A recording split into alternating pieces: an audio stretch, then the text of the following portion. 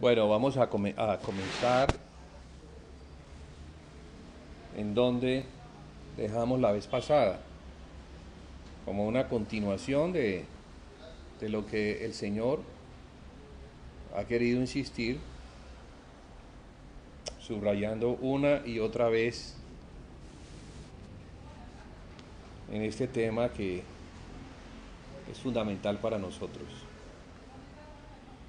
Conocer y entender lo que es el fundamento. Según Hebreos, estamos tomando la carta a los Hebreos en el capítulo 6, donde se nos dice: por tanto, dejando ya los rudimentos de la doctrina de Cristo, esos rudimentos son el fundamento, vamos adelante a la perfección. Quiere decir que después de que estamos fundamentados, no nos podemos quedar allí, sino que ya teniendo esto arraigado en nuestro corazón, debemos avanzar hacia la madurez. Pero no podemos avanzar ni pretender que vamos a avanzar hacia la madurez si no estamos arraigados en el fundamento. Y quizás por eso es que nuestras vidas cristianas son tan volátiles. Por eso es que somos arrastrados por cada viento de doctrina.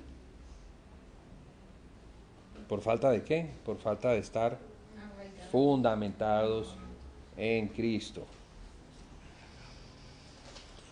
Entonces dice que ese fundamento consiste en qué? En el arrepentimiento de obras muertas, número 1. De la fe en Dios, número 2. De la doctrina de bautismos, número 3. De la imposición de manos, número 4. De la resurrección de los muertos, número 5. Y del juicio eterno. Entonces es como arrancar y terminar. Ese arranque es Cristo y ese final es Cristo. Él es el alfa y la omega, el principio y el fin. Él es el que inicia nuestra fe, pero el que también la termina. De modo que en Cristo es que vamos a estar siempre moviéndonos. No solamente vamos a ser establecidos, sino que también vamos a madurar en Él. Él es el que nos va a llevar a la plenitud, como está escrito, hasta que lleguemos a la unidad de la fe y del conocimiento del Hijo de Dios, a la estatura del varón perfecto, a la plenitud de Cristo. Entonces eso es un transitar que tiene un fin. ¿Y ese fin cuál es? La estatura de la madurez en Cristo. Esto es tomado en la carta a los Efesios, lo cual implica que esa estatura no es una estatura individual, sino que es una estatura corporativa.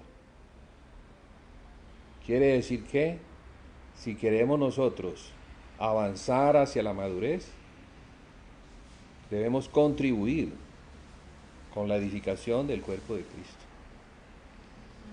Porque siendo lo mayor lo que incluye lo menor, la edificación de la iglesia o maduración de la iglesia incluye mi madurez. Entonces, si yo no estoy comprometido en la edificación de la iglesia, que es la casa de Dios, sino que estoy por fuera, no voy a recibir el crecimiento que da Dios. Dios da ese crecimiento por causa de qué? Por causa de la casa.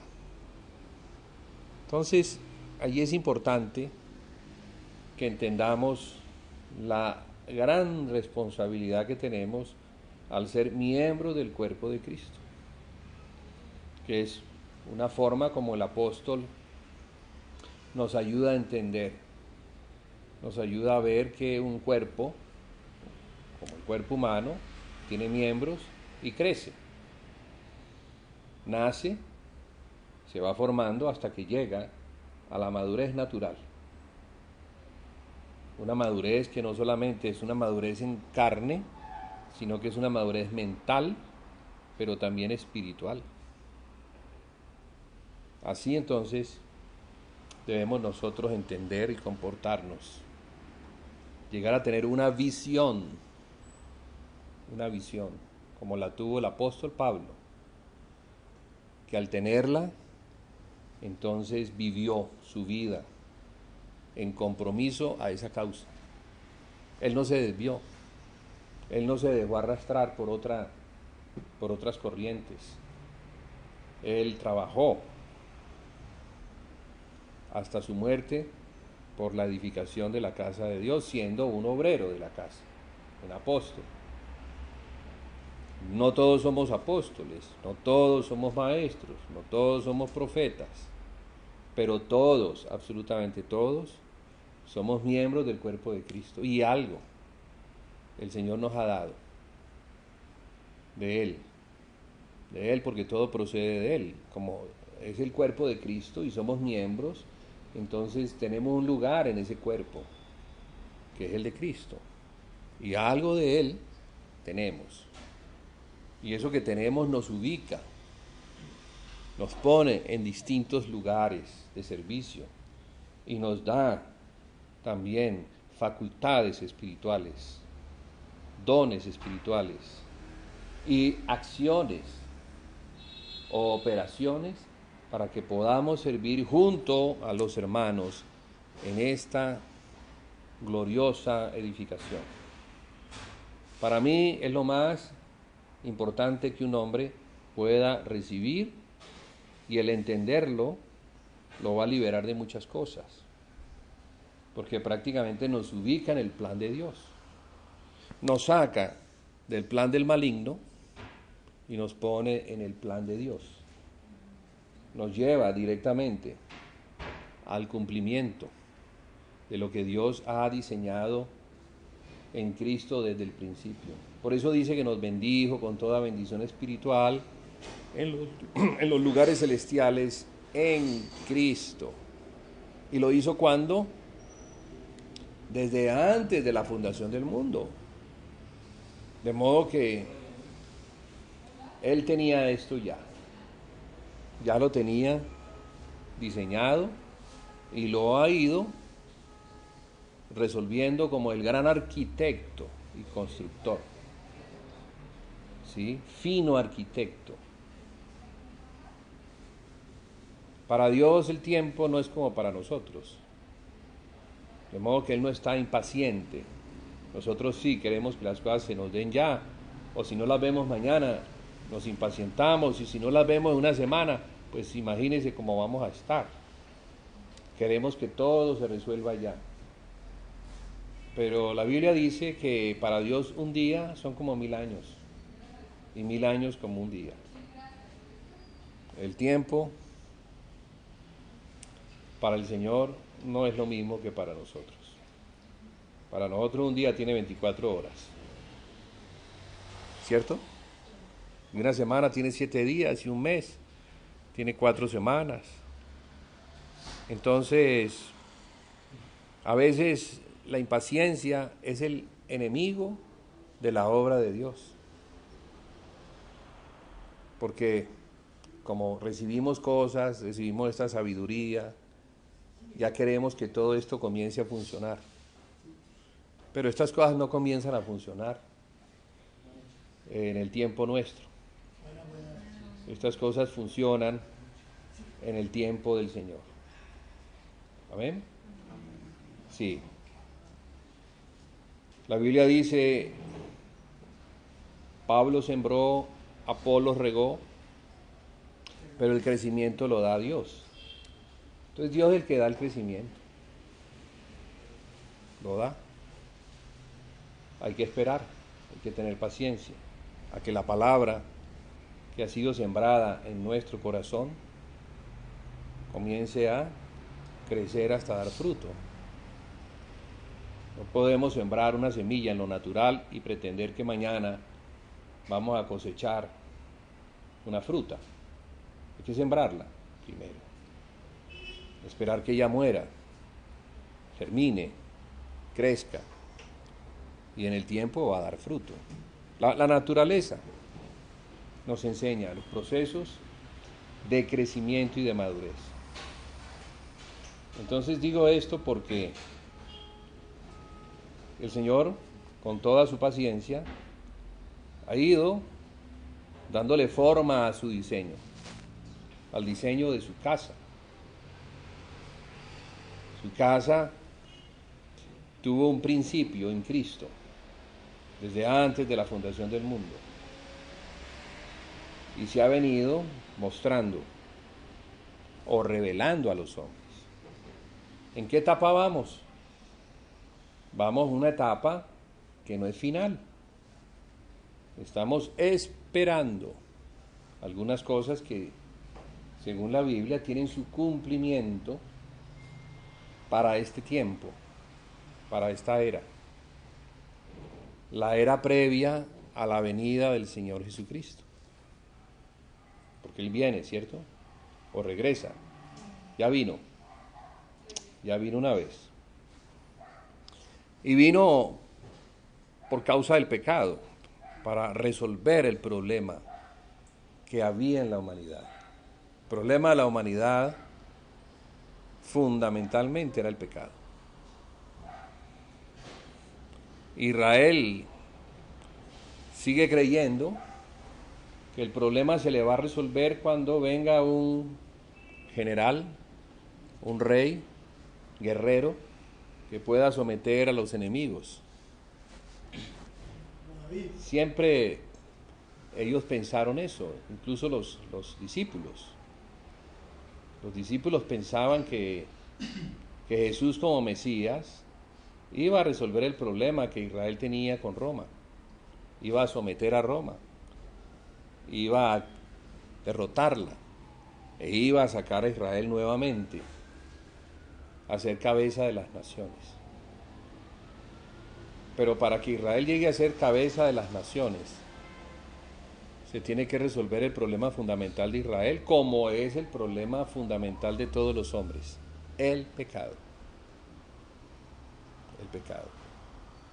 Entonces el Señor vino a resolver ese pecado y lo resolvió completamente en la cruz. No hay nada que se pueda hacer que no se haya hecho en la cruz del Calvario. No hay nada que el hombre le pueda añadir a la obra de la cruz. En la obra de la cruz todo quedó consumado, la deuda fue saldada. Dios, que era a quien se había ofendido y se tenía una deuda muy grande, y la deuda era la vida del hombre. Era la vida del hombre. Debía pagar el hombre con su vida. Pero si Dios hubiera matado a Adán el día que pecó, entonces no habría humanidad. Se habría acabado allí todo, el plan de Dios. Pero como el plan de Dios era resolver ese asunto de otra forma, con un hombre santo, entonces tuvo que postergar la muerte de ese hombre.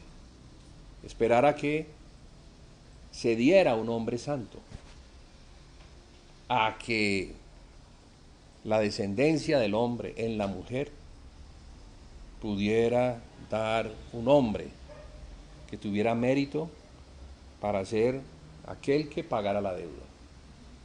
Y ese fue Cristo, el segundo hombre, el segundo Adán. Sí. Entonces, aquí en el fundamento que nos muestra Hebreos, lo primero es el arrepentimiento de obras muertas. ¿Por qué? Porque en esa primera etapa de nuestra vida cristiana debemos reconocer que el hombre no tiene nada para aportar. El hombre fue juzgado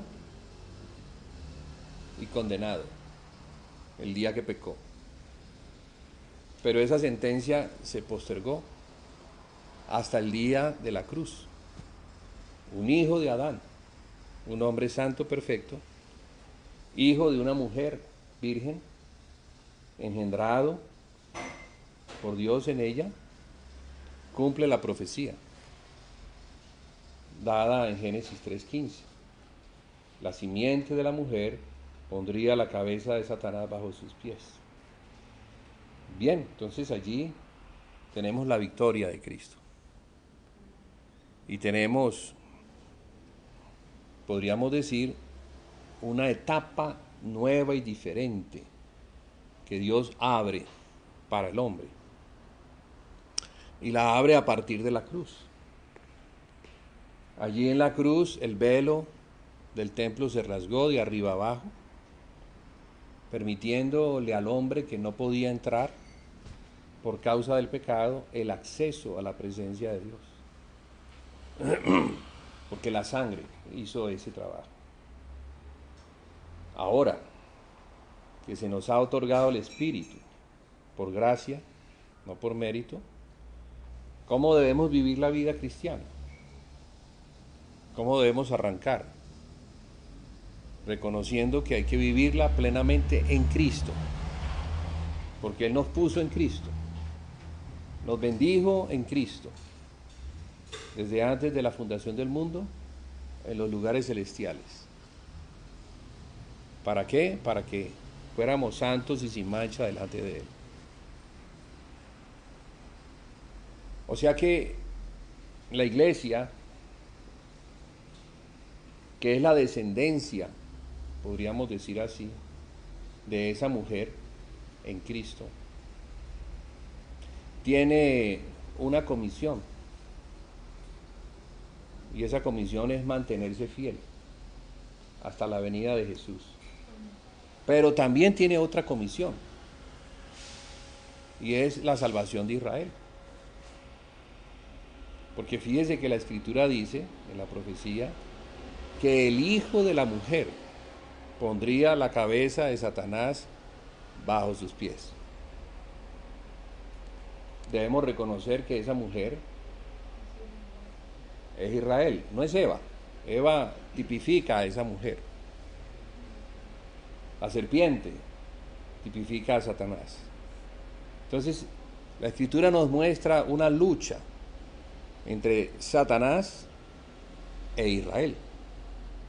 Y es la que podemos ver a lo largo de toda la Escritura.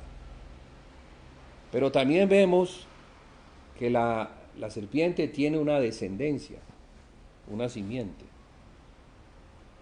que estaría en guerra, en conflicto contra la descendencia de la mujer, o sea, Cristo.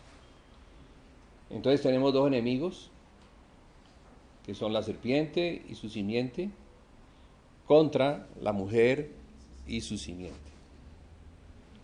Eso tiene que ser claro para que no revolvamos las cosas y luego tengamos un sancocho en las Escrituras teniendo confusión. Porque confundimos a Israel con la iglesia y no es así. No es justo con la revelación. Israel tiene su parte y la descendencia de la mujer, que es Cristo, pero ya habíamos dicho que Cristo no se presenta solo, sino que Cristo fue puesto por cabeza de un cuerpo. Él es la cabeza de un cuerpo, que es la iglesia. Entonces no podemos ver solo la cabeza. Un cuerpo descabezado, imagínense, solo la cabeza sin cuerpo o el cuerpo sin cabeza, no. Cuando la Escritura habla de Cristo, debemos verlo es completo. Es el Cristo corporativo, que incluye a la iglesia. ¿Sí? Entonces la descendencia de la mujer, que es Cristo, está conectado con la iglesia. Cristo y la iglesia, no solo. la iglesia, ¿van a derrotar a quién? Van a derrotar a la simiente de la serpiente, o sea, Satanás. Va a haber una guerra al final. Pero para llegar a esa guerra y poderla vencer, esa simiente de Satanás también es corporativa. también, claro que es corporativa. Es corporativa. Apocalipsis 13 nos la muestra. Nos muestra a una bestia que tiene 7 cabezas, que tiene boca de león, cuerpo de leopardo y patas de oso. Entonces, aunque puede ser un individuo que comanda a un pueblo, sí, claro, pero tiene una particularidad, ¿no? Y es que tiene 7 cabezas. Es la manera de mostrar que es como un hombre que es conducido por muchos espíritus, ¿sí? No es un espíritu el que le guía como la mujer, que tiene el Espíritu Santo.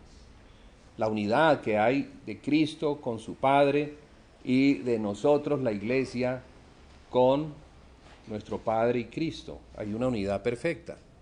Por eso dice hasta que lleguemos a la unidad de la fe. Entonces la diferencia entre los que son de Cristo es que el centro, nuestros pensamientos, nuestra mente, no está dividida, sino que está unida en Cristo. El tener una mente dividida es como tener varias cabezas. Y mientras que la iglesia no llegue a la unidad de la fe, sino que se encuentre dividida, pues podríamos decir que está muy dentro del lado de lo que es el espíritu de Babilonia. El espíritu de Babilonia es confusión, y allí emerge todo lo que es idolatría, todo lo que tiene que ver con los poderes satánicos, los imperios bajo los cuales estuvo Israel, que es la mujer. Entonces, ¿qué es lo que ha sucedido con la mujer? La mujer Israel, al estar bajo esos imperios, está cautiva. Fíjese que ella fue engañada en el jardín por la serpiente. Pero la serpiente, que es Satanás, es astuta y ha seguido engañando. Y en ese engaño, pues entonces ha tenido a toda la humanidad. No solamente a Israel, sino a la iglesia misma. Mientras que la iglesia no se centre en Cristo, entonces va a haber una distorsión de la verdad. Va a haber una división, una mente dividida, un corazón partido. Por eso es tan importante que nosotros maduremos. ¿Pero en qué? La madurez de la iglesia se dará cuando ella encuentre que su centro es Cristo. Fíjense que la iglesia de Corintio tenía un problema. La iglesia de Corintio manifestaba una mente dividida.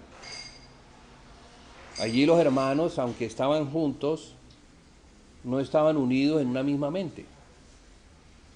No tenían un mismo corazón ni un mismo sentir. Unos decían yo soy de Pablo, otros yo soy de Apolos, otros yo soy de Cefas y otros yo soy de Cristo. Imagínense, están siguiendo hombres de fe y no cualquiera. No, ellos eran hombres que enseñaban la verdad. Sin embargo, estaban divididos. Y ese en realidad ha sido el problema de la iglesia. El seguir más los hombres de fe que la fe de Cristo, que seguir a Cristo. Es una tendencia natural en el hombre. Es natural en nosotros el dividirnos de esa forma. De modo que si nosotros, como la mujer, perdón, como la descendencia de la mujer en Cristo. La descendencia de la mujer que es Cristo en compañía de su iglesia. Vamos a derrotar a Satanás. ¿Cómo tendrá que ser nuestra mente? Totalmente unida. Totalmente. Porque si no, vamos a estar enfrentando una guerra en la confusión de nuestro intelecto. Una casa dividida no prevalece. No, claro. En la confusión de nuestro intelecto, en las divisiones doctrinales, en los énfasis doctrinales, en las divisiones causadas por estos énfasis doctrinales, que lo que generan es división tras división tras división. Pero no debe ser así. Entonces el Señor quiere restaurar a la iglesia, llevarla a una unidad perfecta que tiene que ser en Cristo. No podrá ser en los hombres, no podrá ser en la carne, tendrá que ser definitivamente en Cristo. ¿Eso qué implica?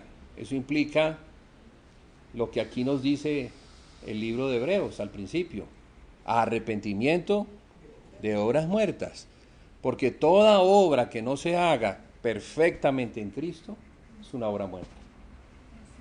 Toda obra que se haga, así se diga que es para Dios, pero no se haga alineado con la Escritura, es una obra muerta.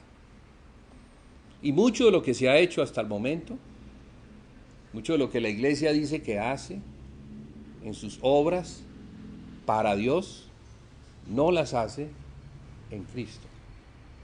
Israel también. Bueno, es que Israel es el ejemplo. Sí, todo lo bueno. Pues realmente Israel es el que está prisionero. Y la iglesia está igual. Bueno, Israel es el que está prisionero. ¿Bajo quién? Bajo la potestad de estos imperios. Porque es una lucha entre la serpiente y la mujer, y la serpiente ha engañado a la mujer, en este caso Israel. ¿Cómo está Israel hoy en día? Si a Israel se le dice: mira, Israel, el Señor Jesucristo es tu Señor, van a decir que no. No solamente van a decir que no, sino que furiosamente van a decir que no. Ellos están atados en su manera de pensar. Aunque no todo Israel, hay muchos que han confesado. No, digo Israel. Sí, sí. Israel, porque es que una cosa es el remanente. Israel es la nación. Entonces la nación es la que tiene que convertir. Claro que ha habido muchos dentro de Israel que confiesan al Señor Jesucristo como el Mesías y como el Hijo de Dios. Sí.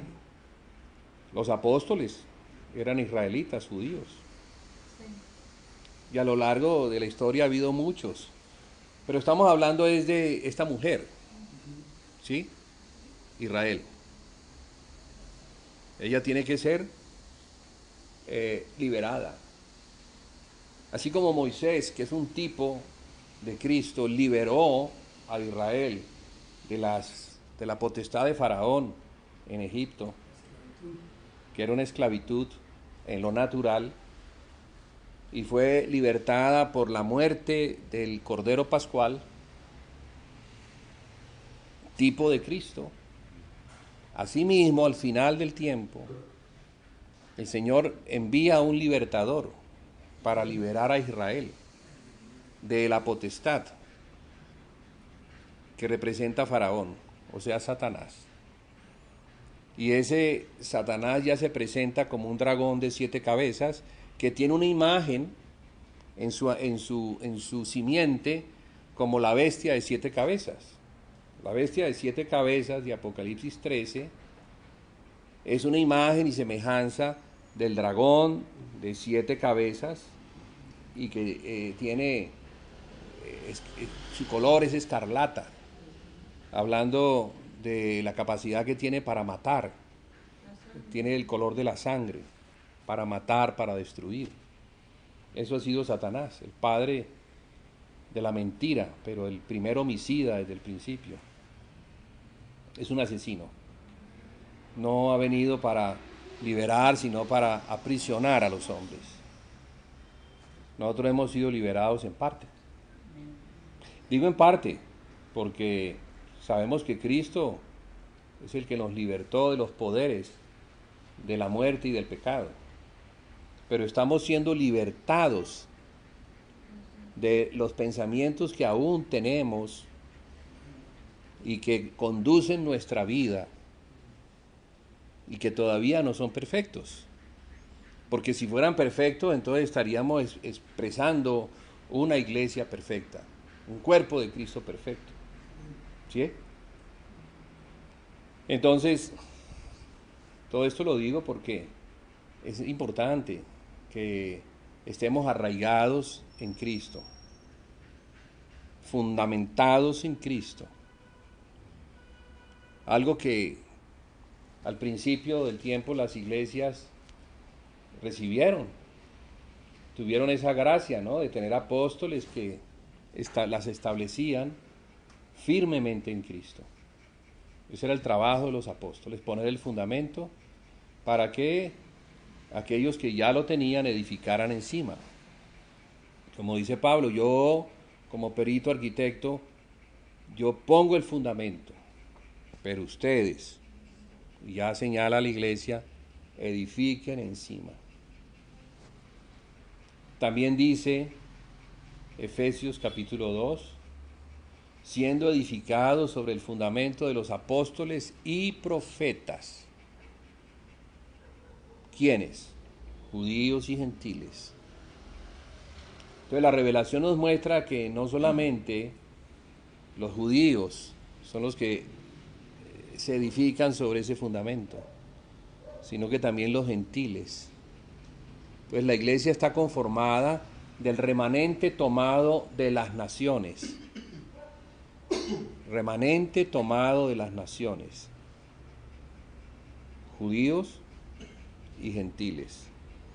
Y las naciones quedan allí, porque no son todas las naciones. La iglesia no está conformada por la plenitud de las naciones, sino por el remanente que ha sido tomado de entre las naciones. Ese remanente, que somos nosotros, parte de ese remanente, cuando oye el Evangelio lo que hace es que identifica al remanente. El Evangelio es la palabra que Dios diseñó para pescar al remanente. Dios lo conoce, Dios sabe cuántos son o cuántos somos. Entonces el Evangelio viene y pesca. De modo que la iglesia es el remanente de Dios. Pero dentro de ese remanente hay otro remanente. Dentro de esa iglesia que es el remanente tomado de entre las naciones, hay otro remanente. Podríamos decir que la iglesia, las escrituras nos la muestran de dos formas. Una iglesia conformada de fieles y una iglesia que quedó de los infieles. Las 10 vírgenes de Mateo 25. Dice que ahí compara la iglesia con 10 vírgenes, 5 prudentes y 5 insensatas. No dice 3, dice 2. Entonces, o somos fieles o somos infieles. Entonces va de lo general a lo particular. Más vale que seamos infieles. Más vale que seamos fieles, perdón. Fieles. Pero ¿cómo ser fieles? ¿Fieles a quién? Pues a Cristo. Pero para poder ser fieles a Cristo tenemos que conocer a Cristo. Tenemos que estar arraigados en Cristo. Al final. Porque ahí no se nos desordena esto. Sí, las películas son muy válidas, pero al final.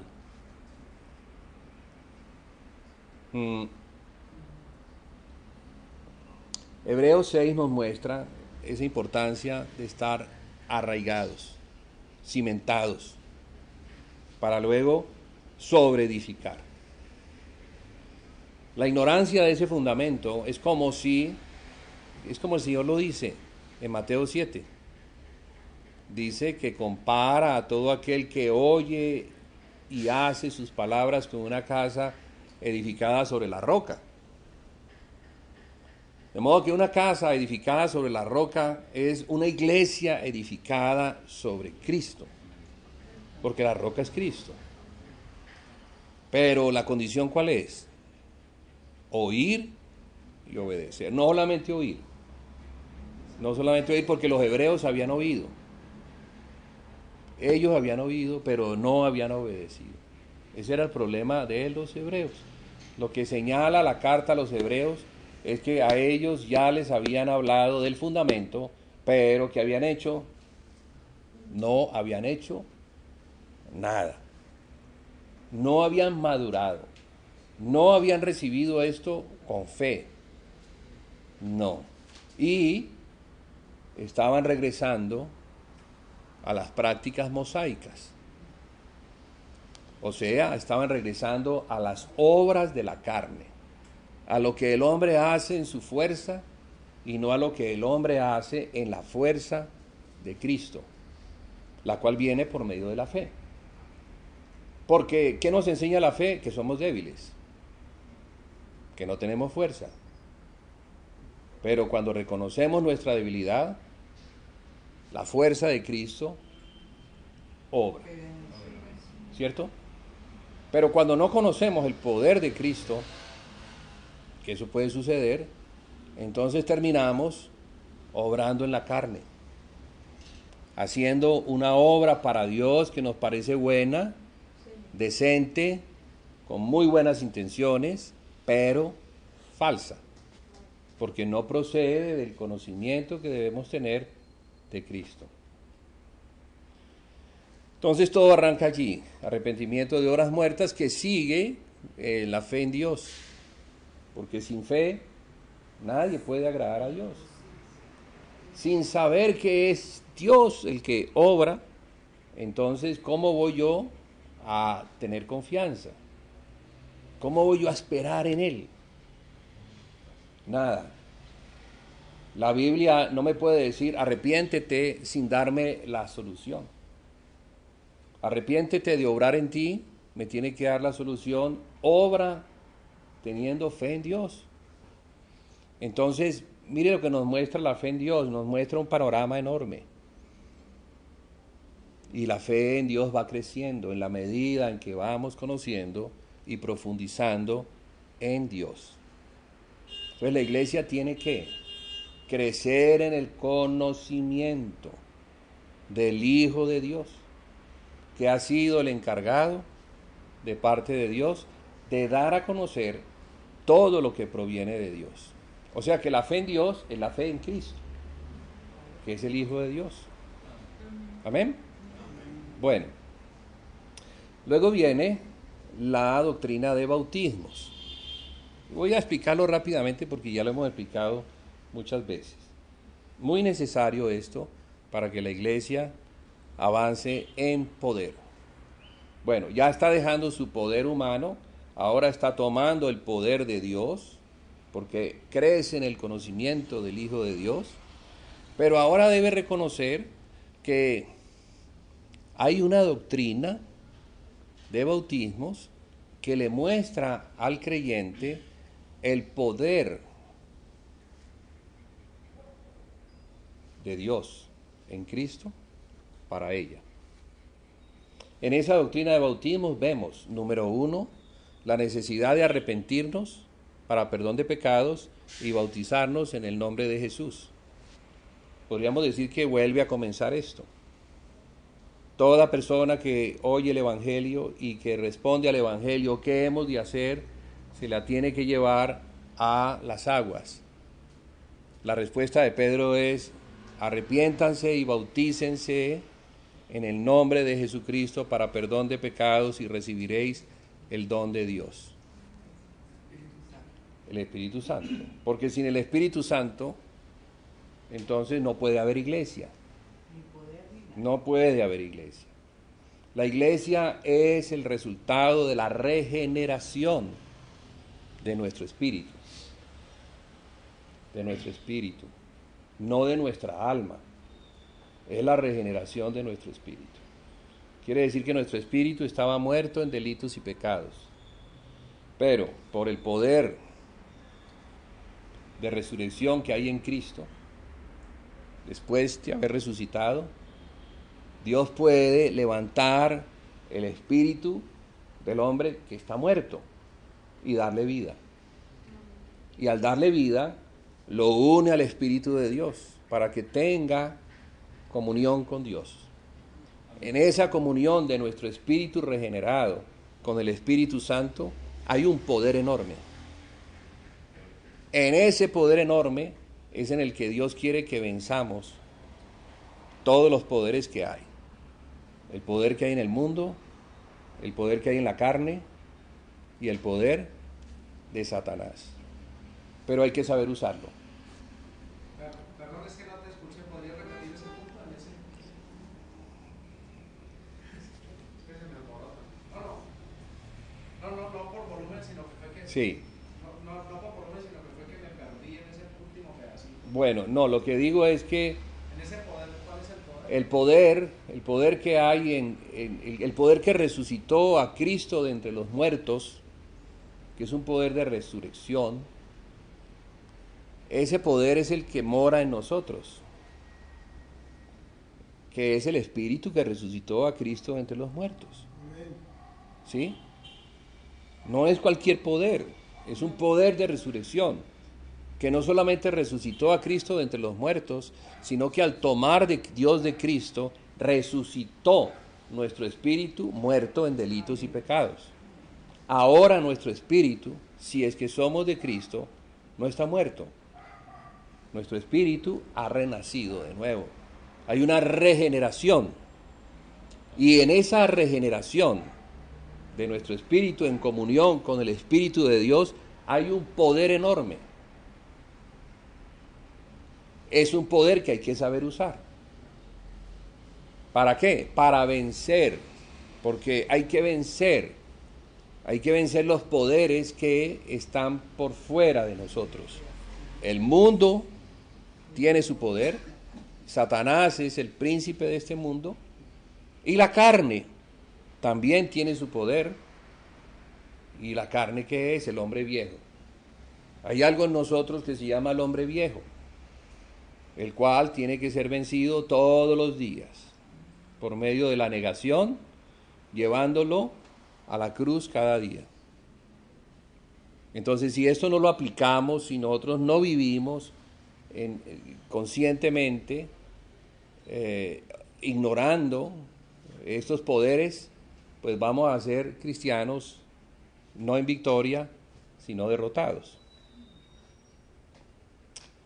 Entonces, la doctrina de bautismo nos enseña eso, ¿no? Nos enseña la necesidad de ser bautizados. O sea, renunciar a esta vida, tomar a Cristo, identificarnos con Cristo en su muerte, pero también en su resurrección. Entonces, en esas pocas palabras está el Evangelio, que nos muestra que en Cristo estamos crucificados, ya no vivimos más, mas Cristo es el que vive ahora en nosotros. Y lo que ahora vivimos en la carne, porque estamos en esta carne, lo vivimos en la fe de aquel que nos amó y se entregó a sí mismo por nosotros. Bueno, hay otro aspecto dentro de la doctrina de bautismos, que es el bautismo del Espíritu Santo en fuego. En fuego. Y ese es un bautismo de poder. Podríamos decir que hay tres bautismos. El bautismo de arrepentimiento para perdón de pecados, que nos identifica con la muerte y la resurrección de Cristo y nos incluye en la iglesia por el Espíritu Santo que nos es dado. Pero luego, ¿qué sigue? Luego sigue la necesidad de trabajar en la obra del Señor. Ese trabajar en la obra del Señor implica la necesidad de un poder. Y ese poder es el bautismo de fuego que el Señor Jesucristo les prometió que ellos recibirían porque el Padre había hablado de él.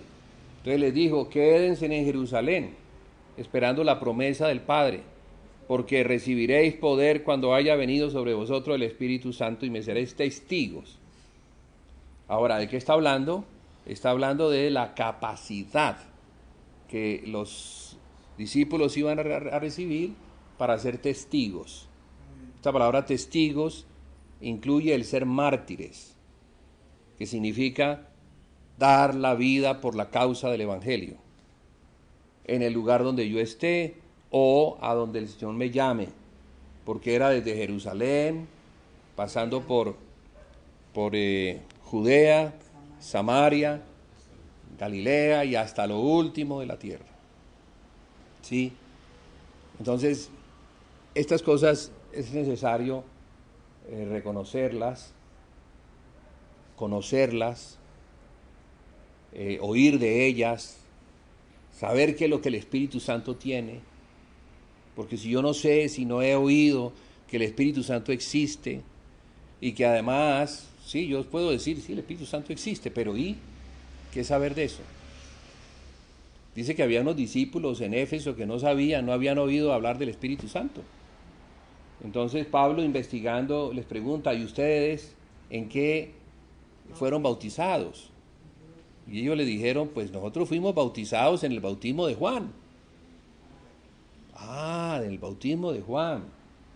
O sea que ustedes no han sido bautizados en el bautismo de Jesús. Ustedes no han sido bautizados en el Espíritu. En el Espíritu. Ni siquiera hemos oído hablar que hay Espíritu. Ellos no, eran unos discípulos que no sabían que el Espíritu Santo existía y obraba. Y Apolos era un hombre que... Apolo había sido bautizado en el bautismo de Juan, pero bueno, sí, era un gran predicador, era fuerte, pero no había sido perfeccionado. Tuvo que ser perfeccionado para que pudiera enseñar en plenitud todas estas cosas. Entonces, fíjense cómo es importante en el fundamento el conocer esto. Porque podemos ser cristianos por años y no saber que el Espíritu Santo no solamente existe, sino que existe para darme algo. Está allí para darme algo.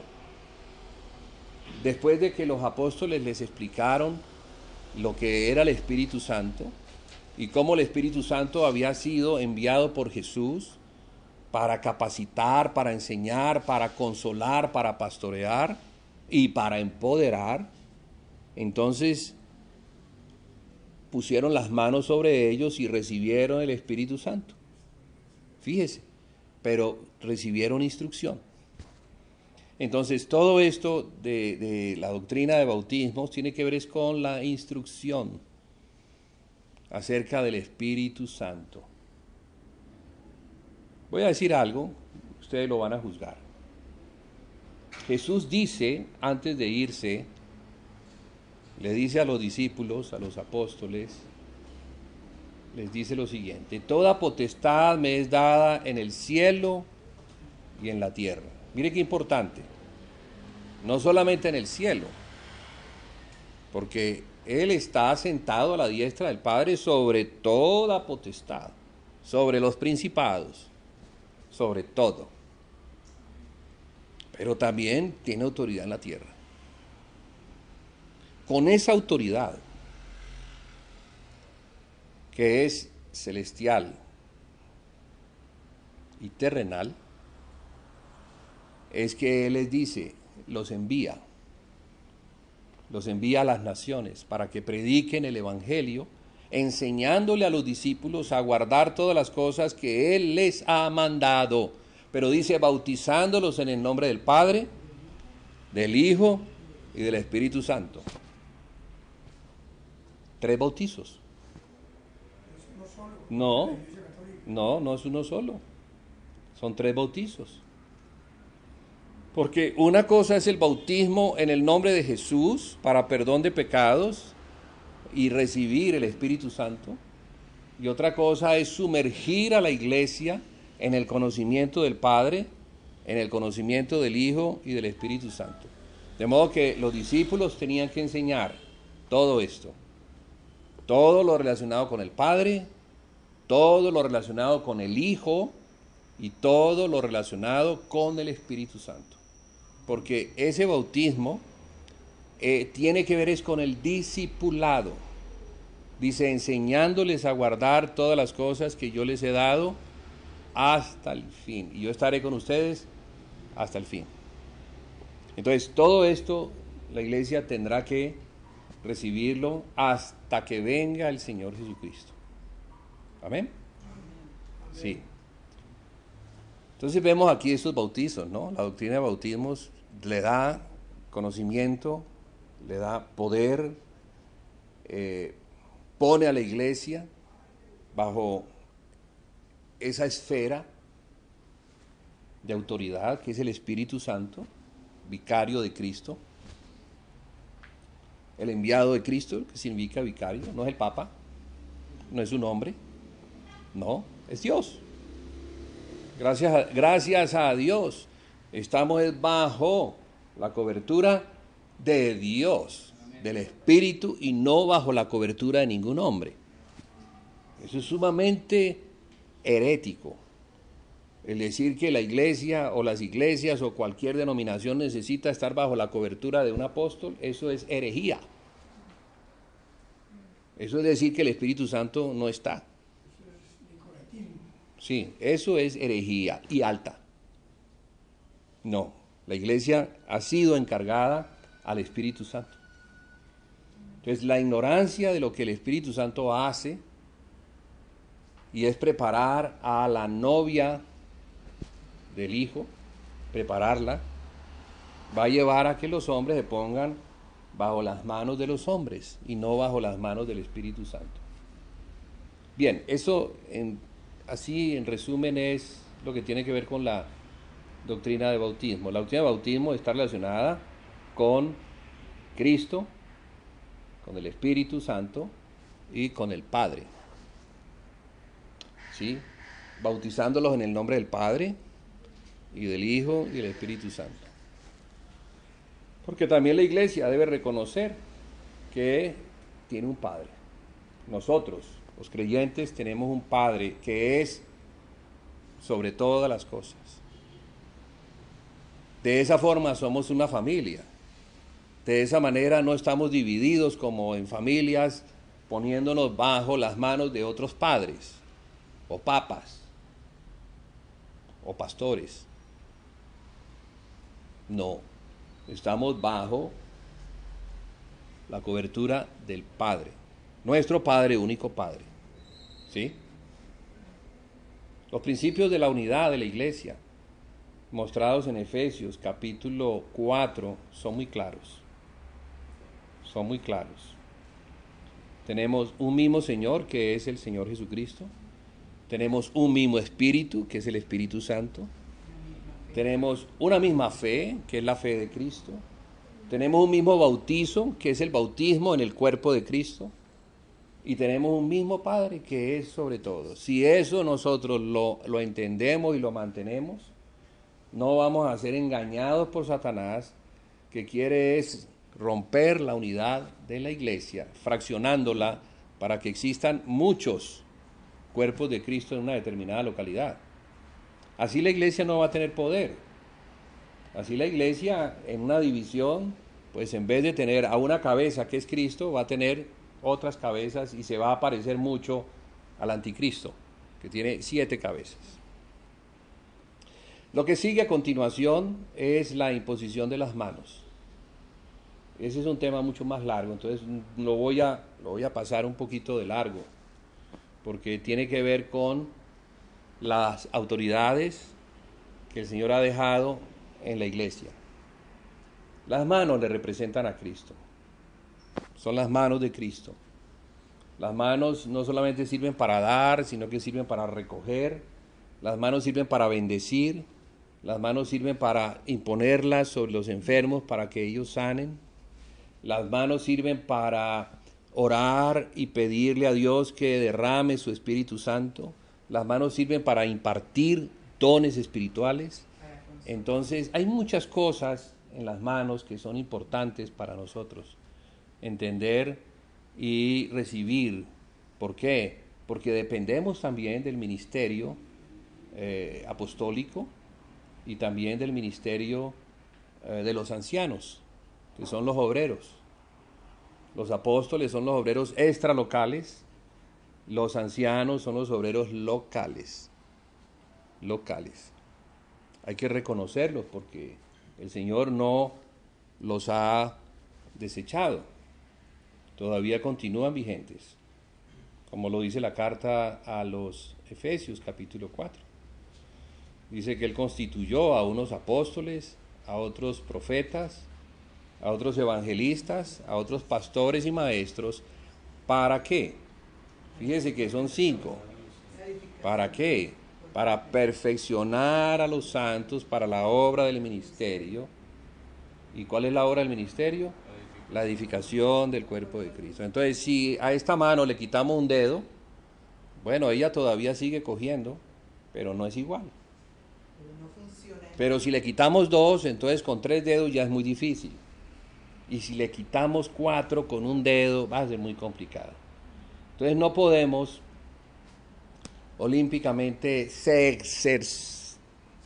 cercenar lo que Cristo ha constituido, porque estaríamos yendo en contra de Cristo mismo y de la obra de Cristo, porque la obra es de Cristo. Él es el edificador, ¿sí? Pero edifica con sus colaboradores, los cuales en sujeción a Él reciben de Cristo la comisión para perfeccionar a los santos para la obra del ministerio. Sin esos ministerios, la obra no se va a cumplir. No se va a cumplir. Va a estar a medias, o ni siquiera, diríamos que a medias, ni arrancando. Todo lo que vemos en las Escrituras está hasta el fin. No es que hubo una vez y ya no hay más, no, los apóstoles continúan. No solamente fueron los apóstoles del Cordero, o sea, los 12 apóstoles, también fueron otros apóstoles como Pablo, como Bernabé, como Timoteo y muchos otros que participaron junto con Pablo en la escritura de las cartas. Son cartas apostólicas escritas por apóstoles. Entonces, si los hubo en ese tiempo, con mayor razón en este tiempo, donde no hemos terminado la obra. Dice que hasta que lleguemos a la unidad de la fe. Pregunto, ¿ya hemos llegado a la unidad de la fe? Para nada. Entonces, si no hemos llegado a la unidad de la fe, ellos siguen siendo necesarios. Y Cristo se provee de ellos para darle a la iglesia la nutrición necesaria a fin de que ella crezca con un buen alimento y pueda manifestarse en la plenitud de su madurez. Porque así dice, hasta que lleguemos a la plenitud, a la madurez. Después de las manos, tenemos la resurrección de los muertos y es en donde hemos quedado como estancados. Porque hemos estado como revisando y revisando todos estos aspectos del fundamento una y otra vez. Entre otras, yo no sé si para ustedes, pero para mí es necesario. Necesario volverme a repetir una y otra vez estas cosas. ¿Sí? ¿O alguno está aburrido? Yo no. Es que él dice al principio que ya dejen los rudimentos de Dios y esas cuestiones y sigan adelante. ¿Sí? Pero en este momento hay que volver a No, imagínense. vamos a los rudimentos. Claro, claro. Ya no conoce eso. Volver a los rudimentos. Volver a los rudimentos es necesario. Reconocer que hubo en el pasado una apostasía. una apostasía, que es como deslizarse de la fe, salirse del fundamento. Eso es lo que significa apostasía, mencionada en el libro, en la carta a los Hebreos, porque ellos estaban deslizando, ellos estaban saliendo de esa fe, que es la fe puesta en Cristo, basada en este fundamento, que es el que estamos revisando con mucha atención y subrayando cosas para que aspectos que de pronto no se han dicho y el Espíritu Santo quiere volver a mencionar o señalar porque no se dijeron, pues vayan estableciendo en nosotros esa claridad fundamental de Cristo, ¿no? Muy importante, supremamente importante. Sobre todo, diría yo, recordar mucho lo primero, porque es que se nos olvida que no es en nuestro poder, sino que es en el poder de Cristo, ¿sí? Que no es en la carne, sino que es en el Espíritu, que no es según la ley dada a Moisés, sino que es la ley dada a Cristo, la ley que Dios le dio a Cristo, para que Cristo nos la diera a nosotros, porque estamos edificando algo muy diferente a lo que se edificó en el tiempo antes de la cruz. Ya no necesitamos un templo, no necesitamos levitas, sacrificios, circuncisión. Ya no, ya esas cosas eran sombra de la realidad espiritual, la cual se cumple en el cuerpo de Cristo. Entonces, si nosotros regresamos allá a lo que eran las obras de la carne, pues estamos totalmente afuera de la realidad espiritual. Ese es el viejo del antiguo pacto. Sí, no vamos a agradar a Dios, no vamos a recibir de parte de Dios lo que Dios nos quiere dar por medio de Cristo, para que podamos edificar algo que es para Él. Porque Él no quiere habitar en templos hechos por el hombre. No. Eso era una sombra hasta que llegó lo que Dios realidad quería. Habitar en el hombre mismo. Que el hombre mismo fuera su casa, fuera su lugar de habitación.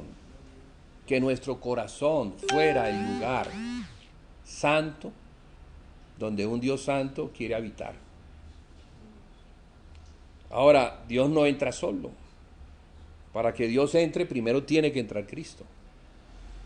Porque ha enviado a Cristo para eso, para romper la pared de separación que había entre la tierra y el cielo. Cristo traspasó los cielos. Dios se hizo hombre. Y de esa forma es que Dios, Padre, puede ingresar. Es en Cristo, en su Hijo. Entonces, si su Hijo no es el que ingresa, Dios no ingresa. Por eso Cristo debe penetrar al corazón. Dice que para que Cristo habite por la fe en nuestro corazón, a fin de que cimentados y arraigados en amor, o sea, en Cristo, seamos capaces de conocer con todos los santos, y ahí habla de la casa. Fíjese, con todos los santos. ¿Quiénes son todos los santos? Pues la casa, la iglesia. Y en la iglesia se manifiestan las dimensiones del amor de Dios, o del amor de Dios en Cristo. O sea que la forma como el apóstol vio esto y lo escribió con tan pocas palabras es prodigioso.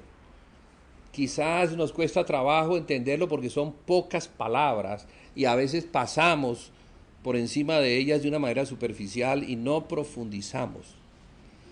No profundizamos en las palabras, no tenemos un diccionario que nos defina cada palabra, qué significa cada palabra. Entonces no hacemos la tarea debidamente y nos queda es un asunto superficial. Sí hemos leído, pero es como darle un barnicito a las cosas. No, hay que profundizar. Porque es así, ¿no? Es para que Cristo sea el dueño de nuestro corazón. Si Cristo no es el dueño de nuestro corazón, entonces Cristo no puede reinar en la iglesia. Cristo no se puede manifestar en la iglesia. La casa de Dios, que se encuentra en Cristo, y nosotros en Cristo, no se va a manifestar. No vamos a ver eso. Y Dios quiere que se vea. Entonces hay muchos enemigos que se han levantado contra la casa de Dios. Esos enemigos son enemigos espirituales que han enseñado otra doctrina. Han enseñado acerca de otro Cristo. Y tienen entonces a los cristianos en una confusión tenaz, terrible. Yo diría que la batalla más importante que nosotros tenemos que librar hoy en día es contra los enemigos de la casa de Dios. Es una batalla mucho más importante que contra los que están afuera. Satanás quiere distraernos con cosas externas para que no veamos el estado de las cosas internas. No veamos el enemigo que se ha metido y que no quiere que Cristo reine en la casa de Dios. Pablo lo había advertido, ¿verdad? Claro, ya lo había dicho, que así como Satanás engañó a la mujer, o la serpiente engañó a la mujer, así mismo Satanás quiere venir a engañar a esta mujer, que somos nosotros la iglesia. Porque si nos engaña, nos saca para afuera. Entonces, revisar desde el principio las cosas. Y no estar contento a menos de que las tengamos bien claras. Cuando las tengamos bien claras, entonces vamos a conocer, por la revelación que Dios da a nuestro espíritu, vamos a conocer la casa de Dios. ¿Sí? No solamente el fundamento, porque el fundamento tiene el diseño perfecto para revelar la estructura de la casa. Eso es lo que Pablo vio. O sea, a Pablo se le reveló la casa, la iglesia, y es la que describe en sus cartas. Pero no solamente a Pablo, también a los otros apóstoles. Solo que la vemos de una forma como Pedro la ve, como Juan la ve, como Pablo la ve, como Santiago la ve. Apóstoles que escribieron acerca de la casa. Y todas esas maneras de ver nos enriquecen. Porque es la plenitud de Dios mostrándose, revelándose, a fin de que seamos enriquecidos en todos los aspectos que tienen que ver con la casa de Dios. Entonces no puede haber casa a menos de que haya fundamento, y no puede haber fundamento a menos de que ignoremos la doctrina de Cristo. No puede. Vamos a tratar de tocar un poco lo que es la resurrección de los muertos, que es la parte previa al juicio final. O sea que ya nos estamos acercando casi que al final. Sí, claro. Vamos a ver. Voy a tratar de abreviar un poco. Sí. Ay, que el Señor nos ayude. No hemos podido salir de aquí, ¿no? Siempre llegamos allí y allí como que tratamos de avanzar. Sí, tratamos de avanzar y no avanzamos. Sí, claro. Pero bueno, entonces, la resurrección de los muertos es muy importante. Importantísimo. Pero para que lleguemos a entender la resurrección de los muertos, debemos entender qué es lo que causa el retardo de la resurrección de los muertos. ¿Qué causa el retardo? ¿Por qué no hemos llegado a esa etapa tan gloriosa, tan importante? Y lo que causa el retardo es Israel, la salvación de Israel. Eso es lo que causa el retardo. La carta a los romanos dice lo siguiente, vamos a leerlo literalmente, no vaya a ser que yo no lo diga con la precisión que la Biblia lo dice, aunque hay muchas interpretaciones, bueno, no interpretaciones, traducciones, y algunas traducen de una forma y otras de otra forma. Vamos a Romanos capítulo 11 y me van a ayudar ustedes, porque es largo. Romanos 11, donde está escrito que la inclusión de Israel será vida de entre los muertos.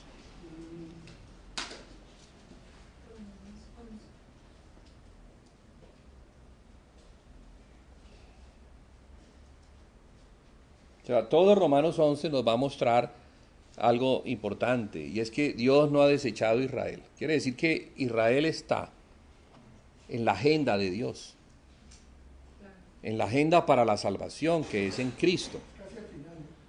Que es en Cristo. Ahora, Él empezó por Israel, pero Israel le negó. Y por causa de la negación de Israel, el Señor se fue a recorrer las naciones, donde estaban los gentiles. Y allá fue Pablo. Pablo fue llamado por el Señor en su momento para que se fuera a enseñar el Evangelio o a predicar el Evangelio y también a enseñarlo, porque eso se enseña. ¿A quiénes? A los gentiles. Pablo fue llamado a los de la incircuncisión, así como Pedro fue llamado a los de la circuncisión. Los de la circuncisión son los judíos, los de la incircuncisión son los gentiles. Entonces Dios tenía un plan global, mundial. Global. No solamente estaba enfocado en la salvación de Israel, que entre otras Israel se encontraba partido en dos. Solo había judíos. Cuando llegó el Señor Jesucristo, solo había judíos. ¿Sí o no? Sí. ¿De acuerdo? Solo había judíos. Los judíos estaban conformados, o Judá. Solo estaba el subreino de Judá, que estaba conformado por las tribus de Judá y Benjamín, y la media tribu de los levitas. Pero las otras 10 tribus ya no estaban. Habían sido arrasadas por los asirios muchos años atrás. Se las habían llevado los asirios a las naciones y las tiraron a esas tribus en las naciones, y esos israelitas se mezclaron con las naciones. Y allí viene una descendencia. Increíble, ¿no? Lo que Dios hace. Cómo Dios une a los israelitas con las naciones para luego rescatar no solamente a los israelitas que están allá, sino a las naciones mismas. Esa es una obra maravillosa de Dios. ¿Quién puede conocer la mente del Señor? ¿Quién podrá entender? Nadie. Cuando uno dice, uy, qué horrible, resulta que Dios tiene un plan en lo horrible. Un plan perfecto.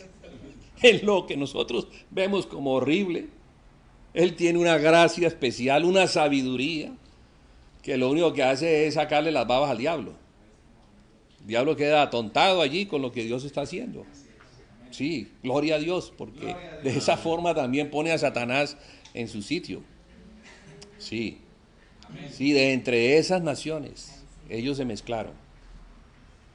Porque fueron siglos.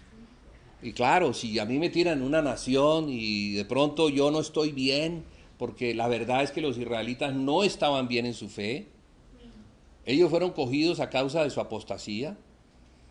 Y la apostasía significaba que estaban muy mal en cuanto al conocimiento que debían tener de Dios.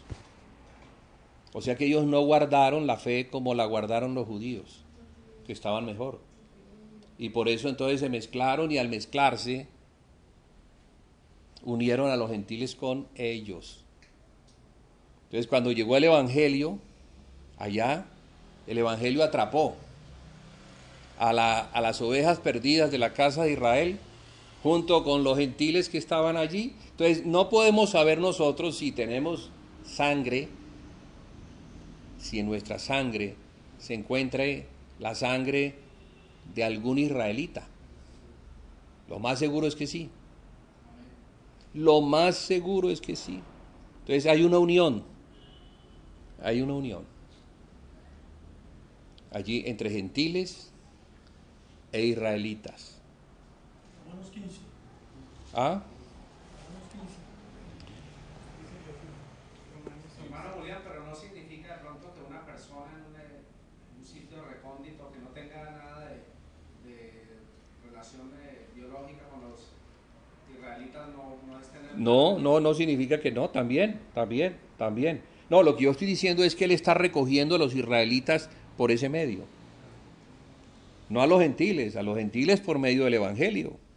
Los que no teníamos nada que ver con los pactos ni con las promesas, el Señor nos recoge por medio del Evangelio. Algunos trayendo en su sangre la ascendencia israelita, otros trayendo en su sangre la ascendencia judía, porque muchos judíos fueron a parar a Tarsis, que es España hoy en día. Y de allí muchos de esos judíos obligados a convertirse al catolicismo, o sea, negar su fe, apostatar de la fe, haciéndose católicos.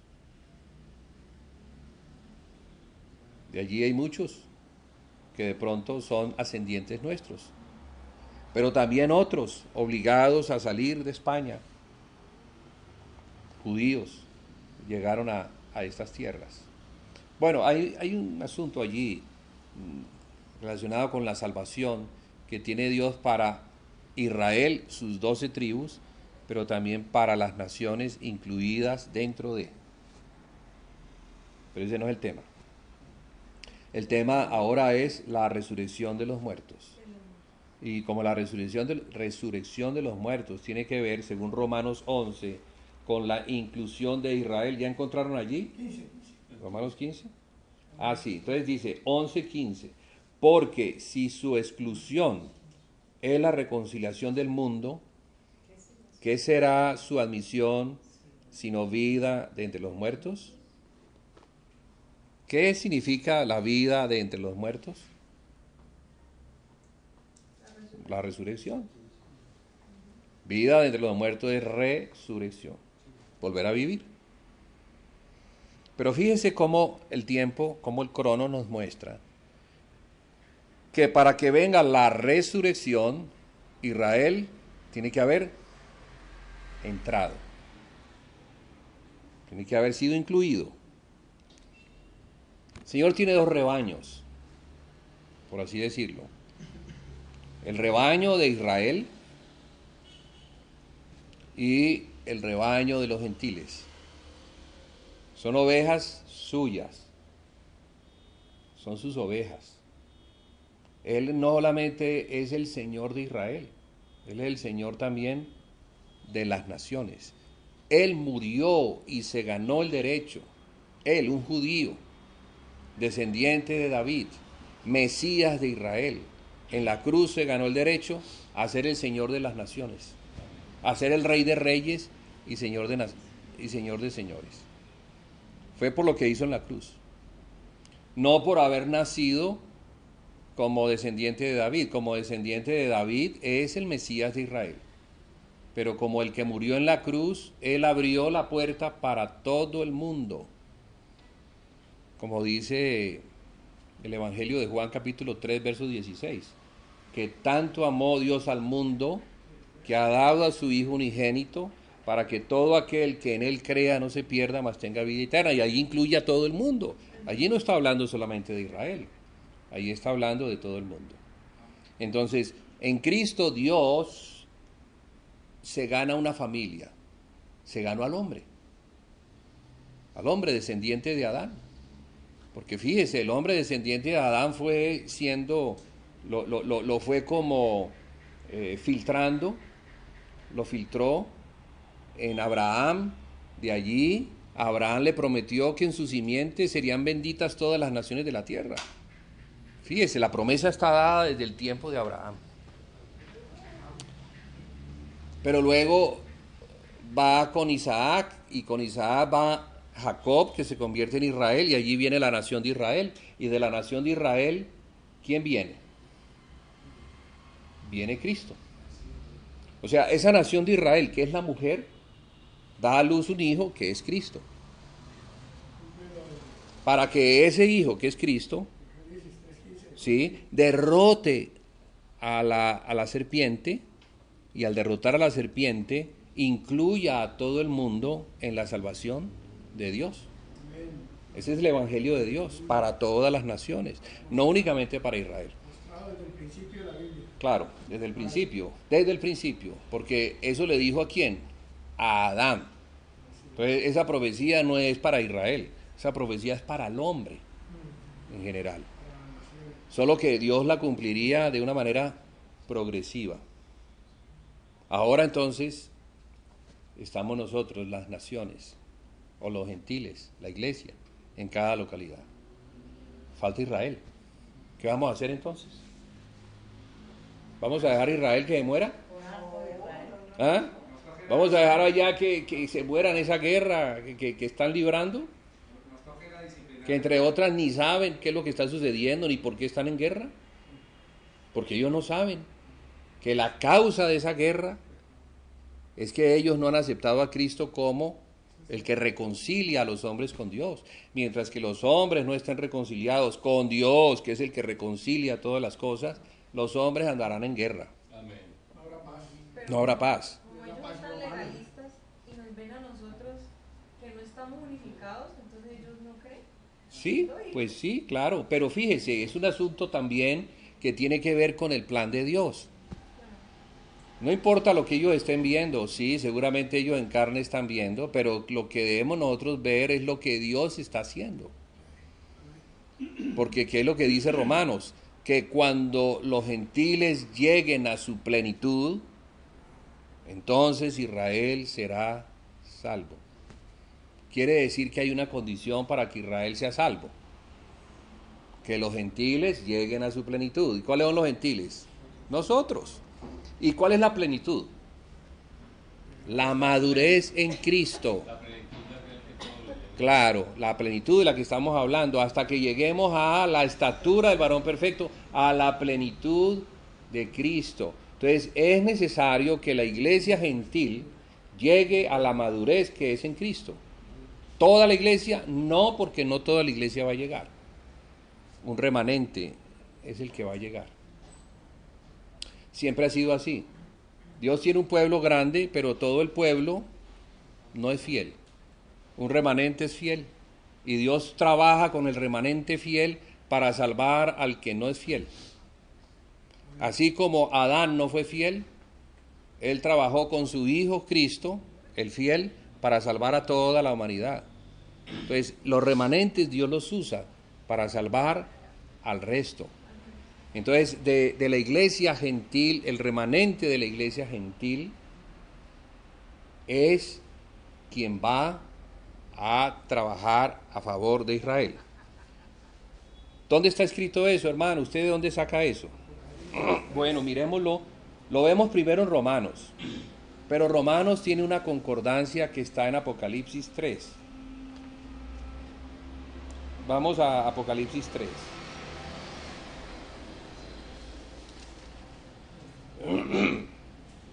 Dice así, y debemos leerlo bajo este contexto que estamos hablando para poderlo entender.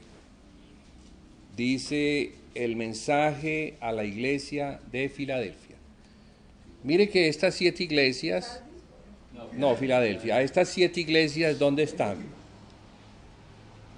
Repito, estas 7 iglesias, ¿en dónde se encuentran? ¿Están en Judea? En Asia Menor.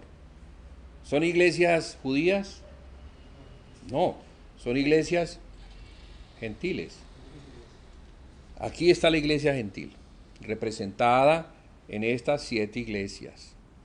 Pero de esas 7 iglesias, solo una da la talla, y es la iglesia de Filadelfia, a la cual el Señor le dice lo siguiente. Le dice: escribe al ángel de la iglesia en Filadelfia, 2 puntos. Esto dice el santo, el verdadero el que tiene la llave de David, el que abre y ninguno cierra, y cierra y ninguno abre. Yo conozco tus obras, he aquí, he puesto delante de ti una puerta abierta, la cual nadie puede cerrar, porque aunque tienes poca fuerza, has guardado mi palabra y no has negado mi nombre. Ahora vamos a hablar un poquito sobre esto. Pero aquí viene lo que quiero subrayar. Dice, he aquí, yo entrego de la sinagoga de Satanás. Acuérdense que hemos estado hablando de Satanás y cómo Satanás ha engañado. ¿A quién ha engañado? A la mujer, a Israel. A Israel la tiene cautiva en un engaño. Sí, también, pero no a toda. Sí, aquí, porque si vamos a decir que engañó a todos, pues entonces no hay salvación para nadie. Sí, la salvación es en la iglesia fiel, en el remanente. Ah, o sea que las 7 cabezas de la bestia no son las 7 iglesias. No. 7 potestades. No. Las 7 cabezas de la bestia son los imperios. Son los 7 imperios bajo los cuales Israel ha estado. Egipto, Asiria. Fíjense que Asiria se llevó a las 10 tribus de Israel. Luego Babilonia se llevó a Judá. Luego los persas, porque en Persia estuvieron los judíos, la mayoría de los que se quedaron de Judá estuvieron allí. Luego viene Grecia, luego viene Roma. ¿Y cuántas cabezas tenemos allí? 6, falta la séptima. ¿Quién es la séptima? ¿En dónde está el trono de Satanás? En los árabes. ¿En dónde está el trono de Satanás? Musulmanes. No, ¿en dónde está el trono de Satanás? ¿En la iglesia de dónde? En la iglesia de Pérgamo. ¿Pérgamo queda en dónde? En Asia. ¿Y hoy en día Asia qué es? Turquía. Ahí hay una clave. El Islam. Pero ese no es el tema ahorita. Sí. No, eso desencadena un tema que es bastante extenso y largo. Pero lo que estamos viendo aquí es que la iglesia de Filadelfia, a la iglesia de Filadelfia el Señor le dice, he aquí yo entrego de la sinagoga de Satanás a los que se dicen ser judíos y no lo son, sino que mienten. Pablo, ¿qué dice acerca de quién es el verdadero judío? El que ha circuncidado el corazón. Ese es el verdadero judío. O sea que nosotros en ese sentido somos judíos, en ese sentido espiritual. Y que sigue también los mandamientos de... También, claro, también, sí. El que cumple los mandamientos del Señor Jesucristo. Pero aquí ellos creen que son judíos y no lo son. No lo son, ¿por qué? Porque no están en Cristo. ¿Están en quién? Engañados por Satanás. Pero mire lo que le dice, mire lo que pasa. He aquí, yo haré que vengan y se postren a tus pies y reconozcan que yo te he amado. ¿A quién ha amado? A la iglesia. A la iglesia. Porque Él es el amor de la iglesia. ¿O no es? Él es el primer amor.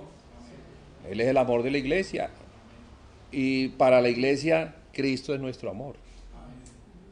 O sea que Cristo tiene una relación de amor con la iglesia muy especial.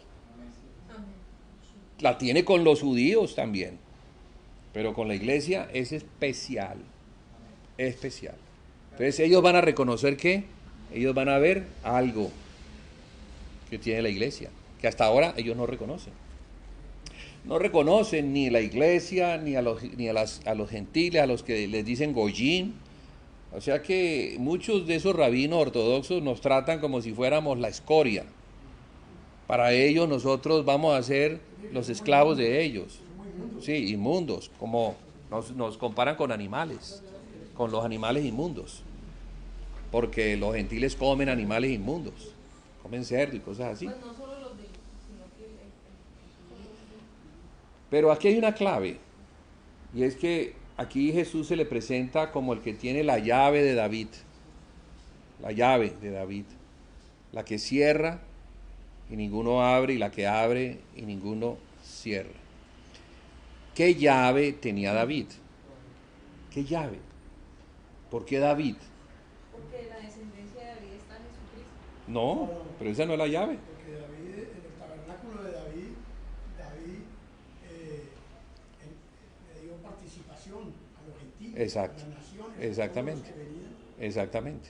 y Sí, entendió, Él vio la entendió que gracia. no era solo para los judíos, sino que era para todos. sí, exactamente. Esa es la llave.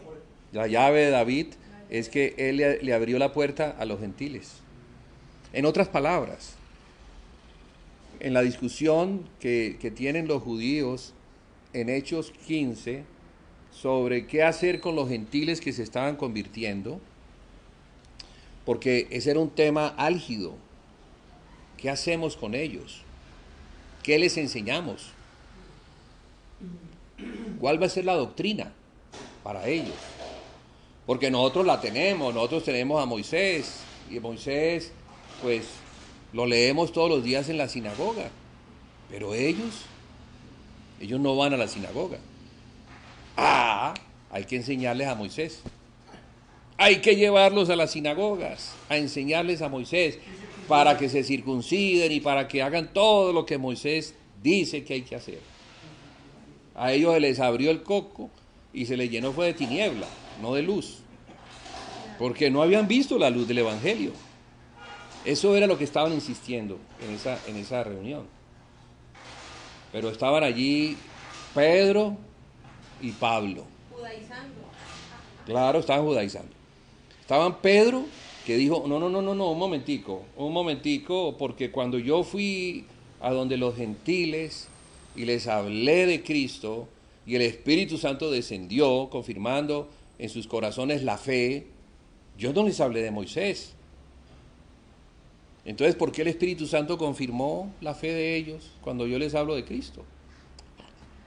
¿Verdad? Pedro estuvo y nos contó, pero nosotros no nos habíamos percatado de eso. Y también estaba Pablo, que indicaba las mismas cosas. Él les decía, yo no les he hablado de Moisés, yo les hablo de Cristo.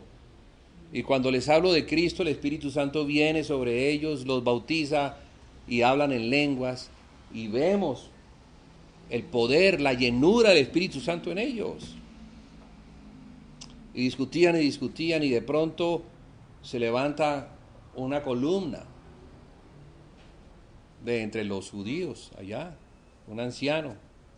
Dice, claro que sí, eso es lo que está escrito en el libro de los profetas, que habría una restauración del tabernáculo de David para que los gentiles vengan a adorar al Señor. Inmediatamente entendieron que la iglesia estaba formada de judíos y de gentiles, y que no era el tabernáculo de Moisés que habla de la ley, sino que era el tabernáculo de David que habla de la gracia. O sea que aquí la gracia fue manifiesta. Aquí entendieron en la discusión por las mismas escrituras que el asunto era por gracia y no por ley. Y por eso Pablo dice que no es por obras, para que nadie se gloríe, sino que es por gracia, por medio de la fe. Claro. Después de eso, nos da el Espíritu, ya somos hechura suya, y ahora sí, con el Espíritu hacemos una obra, la cual Dios preparó en Cristo para que andemos en ella. Esa obra no la vamos a hacer en la carne, no la vamos a hacer en Moisés, no la vamos a hacer como se hacía de acuerdo a los reglamentos de Moisés, edificando un tabernáculo y luego un templo, sino ya es la iglesia. Ya es lo que David desde tiempo atrás había recibido por revelación. Sacar el arca de donde estaba en Silo, traerla a Jerusalén, ponerla sobre el monte que él consideraba más importante, Sión, y allí puso el arca. Porque Sión representa la iglesia y el arca representa la presencia de Cristo en medio de ella. Entonces tenemos que la iglesia está conformada de dos pueblos, judíos y gentiles. No solamente judíos, no solamente gentiles, judíos. Ahora nos corresponde a nosotros.